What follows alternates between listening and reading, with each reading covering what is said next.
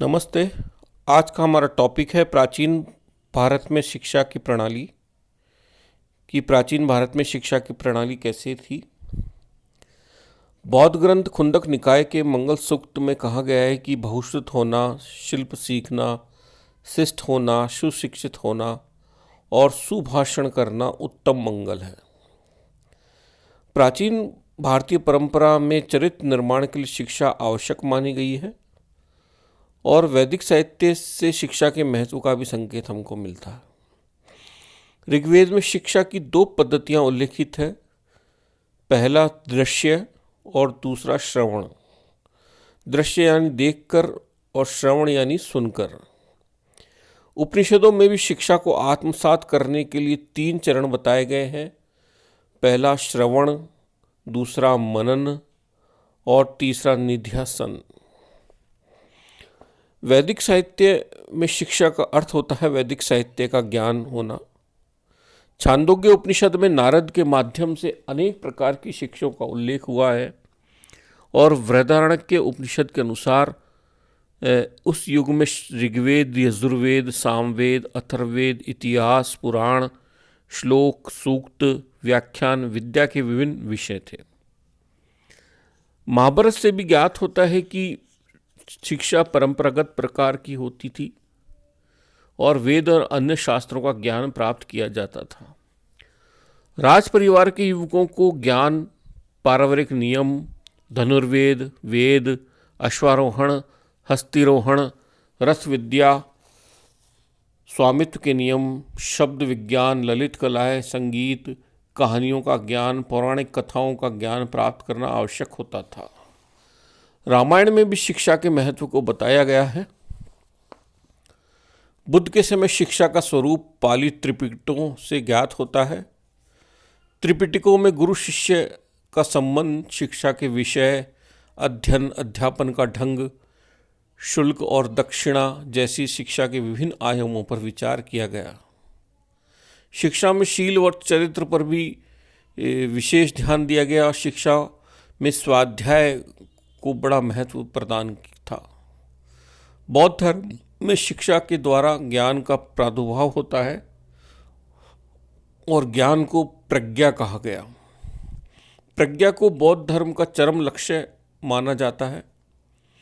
बौद्ध शिक्षा के 3 महत्वपूर्ण लक्षण बताए गए, चारित्रिक, बौद्धिक और तीसरा आध्यात्मिक।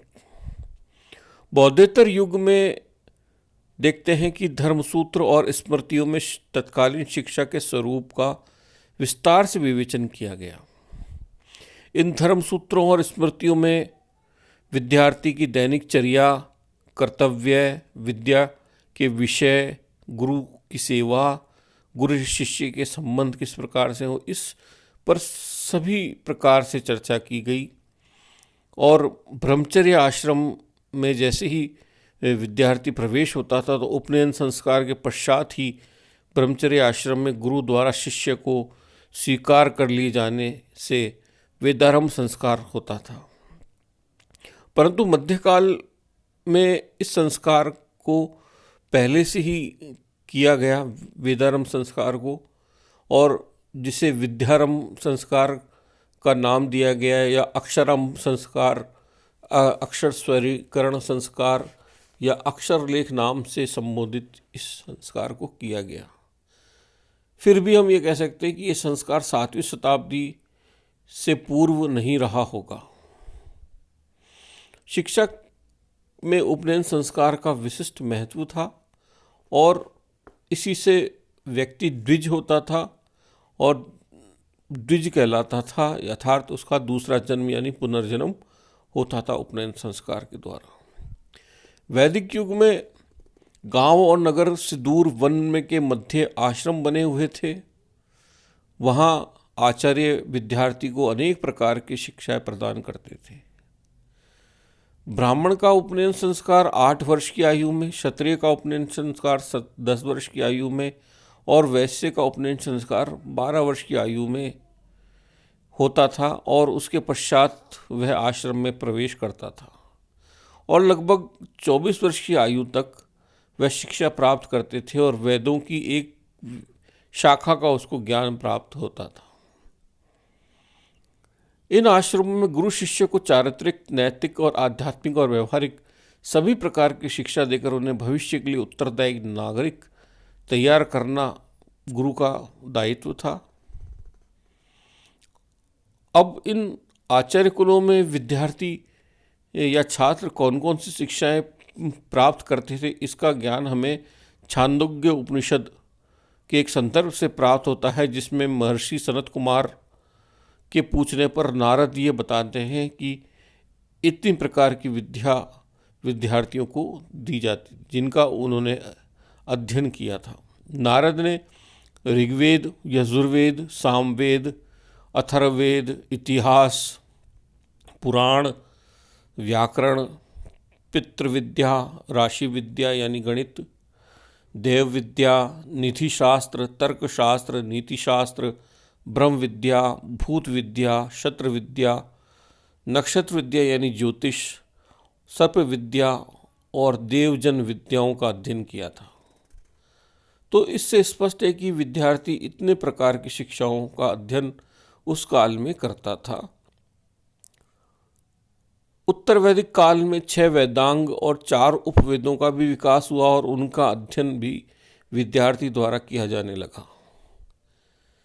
प्राचीन काल में व्यक्तिगत अध्यापन का कार्य भी होता था और विभिन्न वैदिक शाखाओं के आचार्य पृथक पृथक शिक्षा प्रदान करते थे। इनके स्थानों और इनके ज्ञान के आधार पर शाखा, चरणों व परिषद के नाम से इनको जाना जाता था। किसी आचार्य की प्रतिष्ठा सुनकर विद्यार्थी उसके पास आकर शिक्षा प्राप्त किया करते थे और वे दूर दूर से आकर वहाँ शिक्षा प्राप्त करते थे। कई स्थान एक से अधिक शिक्षकों की प्रसिद्धि के कारण शिक्षा के केंद्र के रूप में प्रतिष्ठित हुए और ये केंद्र किसी तीर्थ, राजधानी अथवा प्रसिद्ध नगर के आसपास होते थे। शिक्षा के प्रसिद्ध ऐसे केंद्र थे जैसे तक्षशिला, काशी, धारा, कन्नौज, नालंदा, कांची आदि। प्रारंभ में जब तक आश्रम विद्या या आश्रम व्यवस्था स्थापित नहीं हो पाई थी, तब विद्यार्थी केवल वेदों का ही अध्ययन करते थे और वैदिक ऋचाओं को कंठस्थ कराकर उनको व्याख्या उनकी समझाई जाती थी, जो गुरु उनको वैदिक ऋचाओं को कंठस्थ कराता था मौखिक रूप से। लेकिन उत्तर वैदिक काल में वैदिक भाषा जब दुरूह दिखाई देने लगी या कठिनाई आने लगी, तो वेदों के साथ साथ अन्य विद्याओं का विकास भी हुआ, जैसे व्याकरण, ज्योतिष, शब्दशास्त्र, छंद, निरुक्त, और इनको भी पढ़ाया जाने लगा। लेकिन अभी भी विद्या कंठस्थ ही की जाती थी। उपनिषदों के काल में अन्य विद्याओं का विकास भी हो गया, जैसे छांदोग्य उपनिषद में इनकी हमको सूची मिलती है कि विद्या की जो शाखाएं विकसित हुई। उपनिषदों के बाद हमें देखते हैं कि फिर भी अभी संगठित जो शिक्षण केंद्र थे उनका विकास अभी तक नहीं हो पाया था। प्राचीन आश्रम एक प्रकार से गुरुकुली थे जो आत्मनिर्भर नहीं थे और इनको चलाने में विद्यार्थियों को भी गुरु सेवा और भिक्षावृत्ति करनी होती थी। और ऐसे प्राचीन आश्रमों की जानकारी हमें जैसे मिलती है, प्रयाग में महर्षि भारद्वाज का आश्रम था। रामायण में हम चित्रकूट में वाल्मीकि आश्रम की चर्चा देखने को मिलती है, जो मंदाकिनी के नदी के तट पे था। महर्षि वशिष्ठ और दंडकारण्य में महर्षि अगस्त के आश्रमों में भी ज्ञान प्रदान किया जाता था। इसी प्रकार अनेक आश्रमों का उल्लेख महाभारत में भी हुआ, जैसे मालिनी नदी के तट पर कण्व ऋषि का आश्रम, हिमालय पर्वत पर महर्षि व्यास का आश्रम, नैमिषारण्य में शौनक ऋषि का आश्रम और महेंद्र पर्वत पर परशुराम के आश्रमों का उल्लेख महाभारत में हुआ है। इनके अलावा 6ठी शताब्दी ईस्वी पूर्व में बौद्ध धर्म के अंतर्गत विहारों को केंद्र बनाकर शिक्षा केंद्रों का विकास हुआ, जिनमें अधिकांशतः अधिक जानकारी हमें मिलती है। इन केंद्रों में केवल बौद्ध भिक्षु और भिक्षुणियों को ही शिक्षा दी जाती थी। 6ठी शताब्दी ईस्वी पूर्व में गुरुकुल के स्थानों पर बौद्ध विहार शिक्षा के केंद्र बढ़ते जा रहे थे और पाटलिपुत्र, श्रावस्ती, काशी, गया, काम्पिल्य, शाकल जैसे नगरों में विहार थे जहाँ बड़ी संख्या में भिक्षु निवास करते थे। बुद्ध के जीवन काल में और उनके पश्चात वैशाली, राजगृह, कपिलवस्तु, श्रावस्ती बौद्ध शिक्षा के प्रसिद्ध केंद्र रहे। कपिलवस्तु का निग्रोधाराम विहार तथा पूर्वाराम, वैशाली का आम्रवन विहार, राजगृह का वेखुवन विहार बहुत प्रसिद्ध थे। श्रावस्ती नगर में अनाथ पिंडक ने जेठवन विहार का निर्माण कराया था। इस विहार में 120 भवन व अनेक कक्ष थे। बौद्ध विहार का शिक्षा का आयोजन, विद्यार्थियों का जीवन प्राचीन गुरुकुल से भिन्न था। इस युग के विहारों को धनी गृहस्थ और राजा उदारता पूर्वक दान दिया करते थे। इसलिए इन विहारों के जो आचार्य थे, स्थविर थे, उपाध्याय थे, बड़े आराम या ठाठ से रहा करते थे। बिहार में पर्याप्त धन एकत्रित होने के कारण यहाँ के भिक्षु विद्यार्थियों को भिक्षावृत्ति नहीं करनी होती थी। बिहारों को दान के अलावा अपने साधनों, कृषि व पशुपालन से पर्याप्त आय हुआ करती थी और कालांतर में यही विहार प्रसिद्ध विश्वविद्यालय के रूप में विकसित हुए।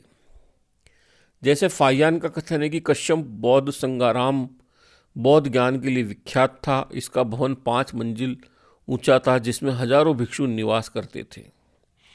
इसी प्रकार हेनच्वांग ने कश्मीर के एक विहार का उल्लेख किया जहां उसने न्याय व हेतु की शिक्षा प्राप्त की थी। जालंधर में भी एक विहार शिक्षा का प्रमुख केंद्र था जहां उसने सर्वास्तिवाद का अध्ययन किया था। कन्नौज के प्रसिद्ध विहार का नाम इस समय मद्र था। हेनच्वांग ने काशी के 30 विहारों का भी उल्लेख किया।